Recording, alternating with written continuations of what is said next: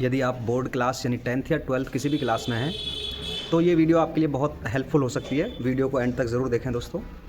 देखिए, board exams आपके quite near हैं, बहुत जल्दी आपके बोर्ड एग्ज़ाम स्टार्ट होने वाले हैं। तो यदि आप अच्छा स्कोर करना चाहते हैं, अच्छे मार्क्स गेन करना चाहते हैं, तो सबसे ज़रूरी है कि आपको पहले करिकुलम यानी सिलेबस को जान लेना बेहतर होता है। और साथ ही साथ इस वीडियो में मैं आपको बहुत सारी ऐसी चीज़ें बताऊंगा जो मैंने खुद एक्सपीरियंस करी थी और जिनमें मुझे खुद में वीकनेस रही थी, तो उन कमियों को इम्प्रूव करने की भी आवश्यकता है।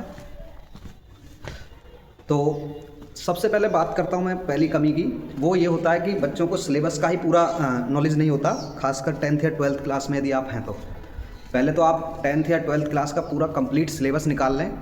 जितना आपको रिक्वायर्ड सिलेबस है उसी के अकॉर्डिंग अपनी स्ट्रेटजी बनाइए, उसके अनुसार ही खुद को प्रिपेयर कीजिए।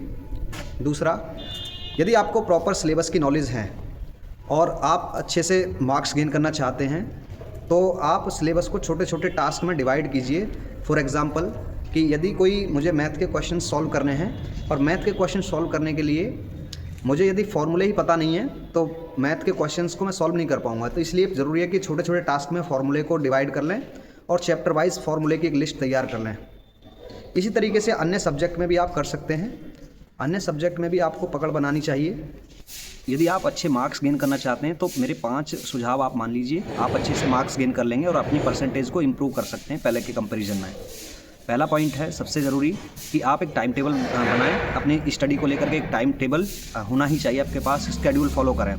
दूसरा, आपका जो सिलेबस है उस सिलेबस को कंप्लीट रूप से छोटे छोटे टास्क में डिवाइड कर लें या यूनिट्स में बांट लें। तीसरा है, जब भी आप पढ़ाई कर रहे हैं तो अपने नोट्स प्रिपेयर करें, टाइम से नोट्स क्रिएट जरूर करें। शॉर्ट हैंड यदि वर्क ज़रूरत पड़ता है तो नोट्स के थ्रू ही आप शॉर्ट हैंड बना सकते हैं अपना। बड़ी बड़ी इक्वेशन को आप शॉर्ट हैंड भी याद कर सकते हैं। नंबर 4 और सबसे ज़रूरी है कि आप जितना आपने पढ़ाई की है, जितना आपको सिलेबस रहा है, उसको ज़रूर आप एक बार टेस्ट करें। तो मॉक टेस्ट ज़रूर लगाएं जितना पॉसिबल हो सके। प्रीवियस ईयर क्वेश्चंस को आप टारगेट पे रखें और वहाँ से देखें कि सिलेबस से क्वेश्चन कैसे पूछा जा रहा है।